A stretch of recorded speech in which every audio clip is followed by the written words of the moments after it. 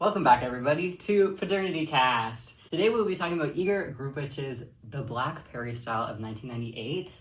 As you know, this is our podcast about modernity and art history and other random bits and pieces of art that we love to talk about.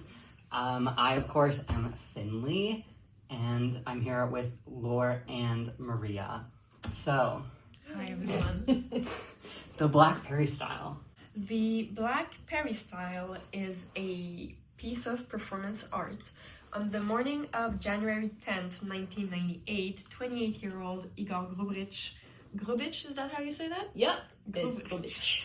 Disguised himself in working clothes and painted a large black circle or stain on the floor of the main courtyard, or the peristyle, of the Diocletian Palace in Split, Croatia. A peristyle is, in Greco-Roman vernacular, is the name given to a place of public speaking. A note left identifying this action as a direct reference to the Red Peristyle of 1968, landing intentionally on the 30th anniversary of the action.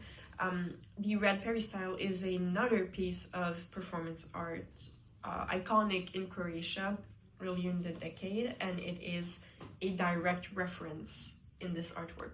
The note explained that this was a protest against the intense nationalism in post-Croatian independence war Croatia, and that the black mark was a stain on the soul of every individual who could contribute to a different reality but doesn't do anything about it. Could we get a little bit of context on this whole notion of a different reality? Different reality to what?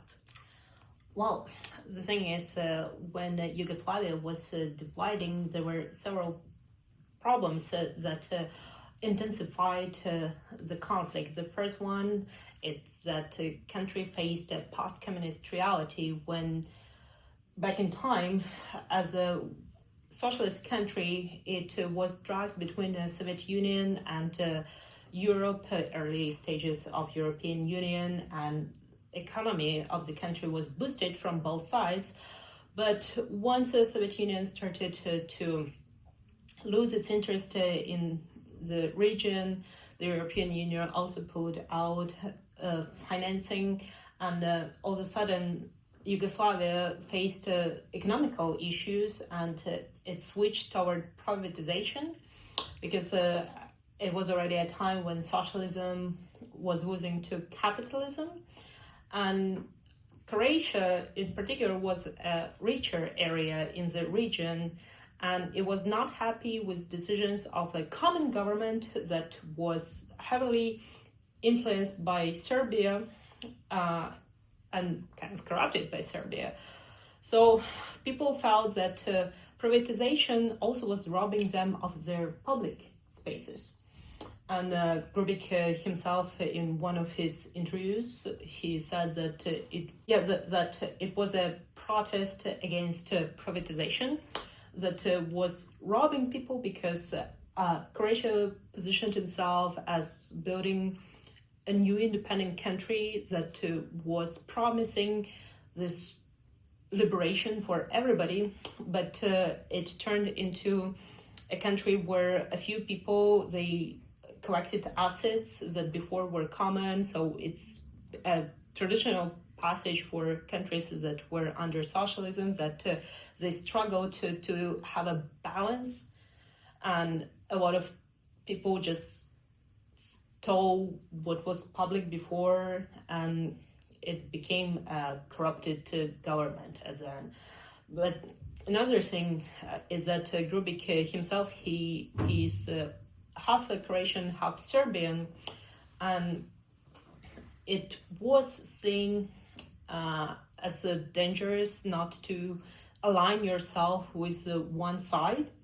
But this spot is actually not advocating for one or another, it's advocating for the general problem of the region. Formally, it's a very, very interesting work because it's literally just a black spot. And yet it's so evocative. The artist has been quoted and is very vocal about how this borrows from suprematism. What we have here on the screen is an example of very early suprematism. Suprematism is not a movement contemporary to Grubitsch or to this era at all. The earliest example of suprematism actually come from specifically USSR, in early 20th century USSR. In, for example, the futurist opera Victory Over the Sun, in which the first black square made an appearance. Suprematism was the idea of a very strong and elementary utopian painting, an agenda that was pushing very different and very formalist art styles. It was an attempt that was unsuccessful. Suprematism was very quickly cast aside. This one, for example, Beat the Whites with a red wedge, is meant to symbolize the new communist regime brutally piercing the old, outdated, monarchic white blob. So when Igor Grubitsch uses this big black splotch in the middle of the public space, he is referencing a very, very specific moment in art history, which the people that did the red Peristyle also did. It was also a reference to suprematism. Can you tell us a little bit about the red Peristyle? So the Black Peristyle by Igor Grubitsch was very specifically done on the 30th anniversary of when a group of fine art students in 1968 in Split, Croatia, exact same place, painted the base of the Peristyle in this red color. They all kind of said that they had different reasons for why and for exactly what it represented, but it's generally accepted in the canon as a civil disobedience, as another form of kind of like performance and resistance. And apparently some of the early pitches of the red Peristyle movement had different colors, like black or white. However, they decided to go with red in the end because it would have less severe of consequences, perhaps, against the artists themselves. And to be clear, they didn't think that they were going to face many consequences when they painted the base of this Peristyle.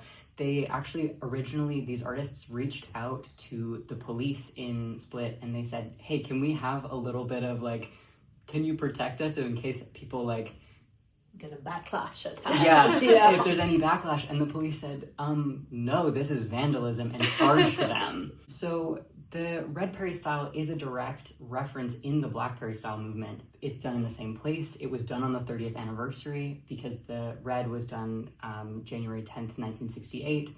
And then, of course, the black Peristyle with 98, January 10th, same day, same time. It's interesting that in an interview he said that he got the idea prior but had to wait for a full year until it's going to be 30th anniversary. Oh. And I actually started to suspect that it gave him a better representation at the time, because if he did it right away, it wouldn't be so much linked to the red Peristyle. Exactly, yeah. And it would be perceived less as an act of civil disobedience, but more as a vandalism. Mm-hmm. And he used it later to apply for art, was it like Millennial or... that was happening the same year.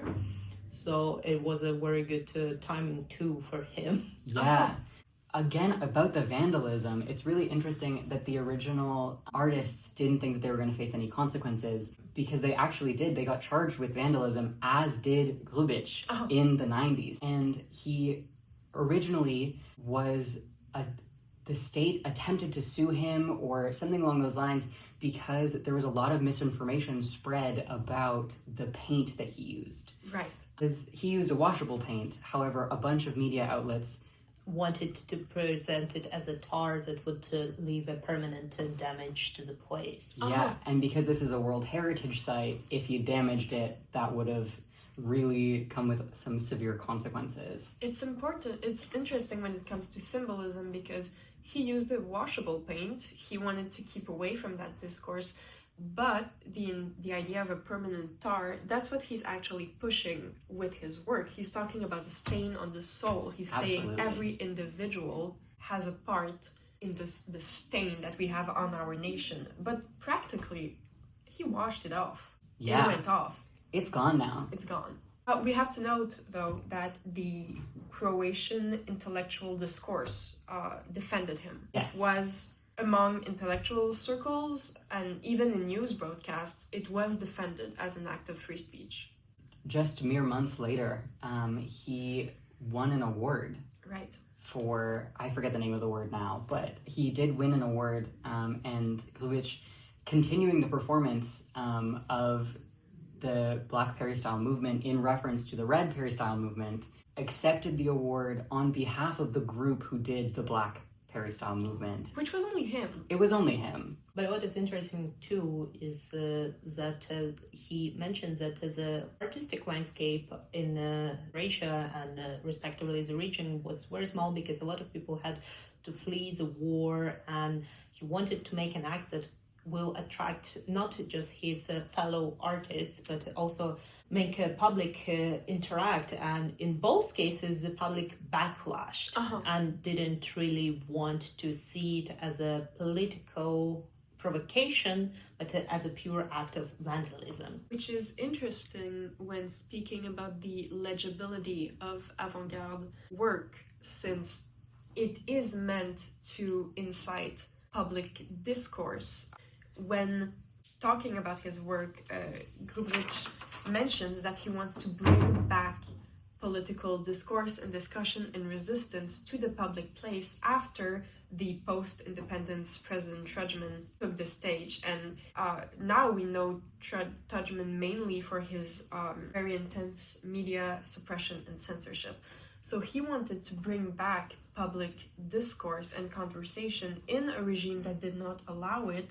But doing so, he used the visual codes of a very, very specific movement, the suprematists, that people who aren't well versed and educated in art history could not decipher, could not read. Well, what was happening at the time is that art was promoted in a very narrow direction because Croatia wanted to boost its ethnicity, and so the folk art was sponsored while the contemporary art was completely dismissed. And I find that it's a typical heritage for socialist countries that prefer clear, legible images that communicate to the regime. And it's interesting that in cases of earlier suprematists who during the Soviet era, and particularly at the eastern side, they were aligning, so artists who were more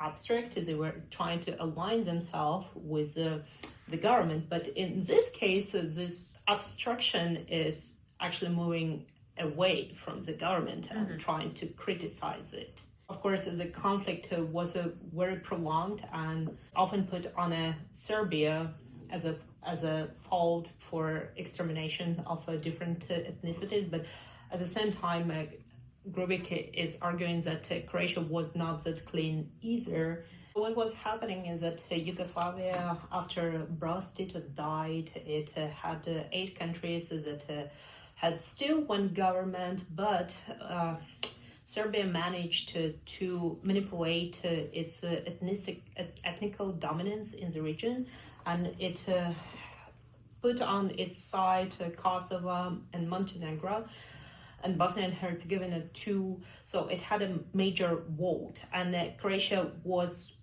really afraid of this monopolization, and it also wasn't very happy with the demand to contribute to boost the economy of the country, because it felt that it was making better profit by managing its wealth better too.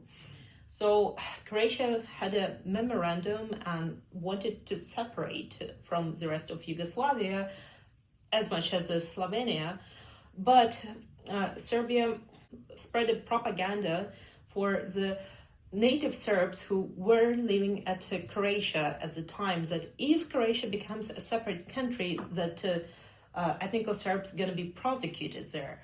And it armed forces of Serbs in Croatia, and it created an inner conflict that just got frozen for about 5 years. And Croatia did not reclaim its modern territories until the conflict ended with NATO intervention and bombing. The bombing was in 1995, I believe? Yeah, well, actually all the way until early 2000s, because once the conflict with Croatia got frozen, Bosnia and Herzegovina continued it, and overall, for the entire region, it took about 10 years until Kosovo separated. Uh-huh.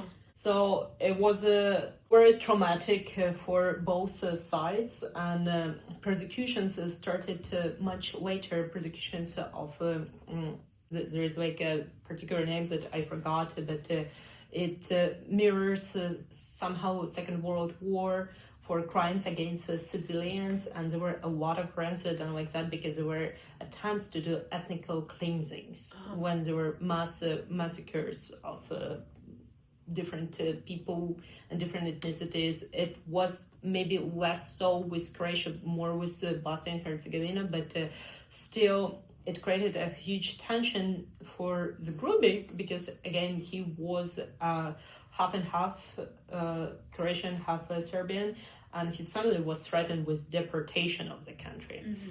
And again, like here is a try for Croatia to censorship everything Serbian because not all of them wanted to end up in this situation either. Well, I find that censorship on both sides made more damage than promoted peace. Uh-huh. I think maybe that's what he means, that it's a stain on everybody's soul, because neither side actually put the best effort to find a solution that would have stopped those wars earlier, but it just prolonged the conflict for many years. So these two works happened on either side of a brutal war for independence. Yes. And 30 years after the first one, Grubik is reusing the same place to say, and the same visual language to say something entirely different. On the other side of a brutal and traumatic conflict, he is saying there still needs to be room and space for discourse and for protest. Yeah. And so Grubik, essentially all he said was that he was replacing the suprematist red square with his black circle. Uh-huh. And so red obviously being in the original civil disobedience against the communist sentiments, and now in the Black Peristyle, he was talking more about the capitalism that was taking over Croatia at the time and moving into this new era of a new system that the country was in. It's time to answer the question that we answer every podcast on our Podernity cast. Is this modernist? Where do we think that this falls? This work in particular, the Black Peristyle, is this modernist? I think it is the paroxysm of modernism. It references so much, so many codes of modernity. I think what he invents in this iteration of modernity is that he is turning it into a very personal and individualistic message. At the same time, using public space. Exactly. Yes. Everyone walking past this public stage, walking into this public stage, you have an individual responsibility for the horrors of the past decade, and you have an individual responsibility to now talk about it on the public stage. Especially in the public stage with this new found country, this new independence, where they're trying to create this new national identity in this public space, while public spaces are like right then they were being taken and privatized. Absolutely. I think that is like, if that's not modern, if that's not modernist, I don't know what is. At the same time, there is a continuation with tradition because the space itself meant to be for the public and for addressing issues of the day, and we still see this continuation starting way back to the Romans and coming to modern days. That it's a public forum. Sorry for tautology. But yeah, it's interesting that modernism over time is becoming more inclusive for people too. But as we've seen back in time, the reaction was rather negative. And now it's becoming more and more as an urban legend. Yeah. What's gonna happen next to the Peristyle? Yeah. And so once again, we find ourselves asking the question, is anything ever modernist? Thank you so much for joining us on this episode of the Podernity podcast, and we will see you next week.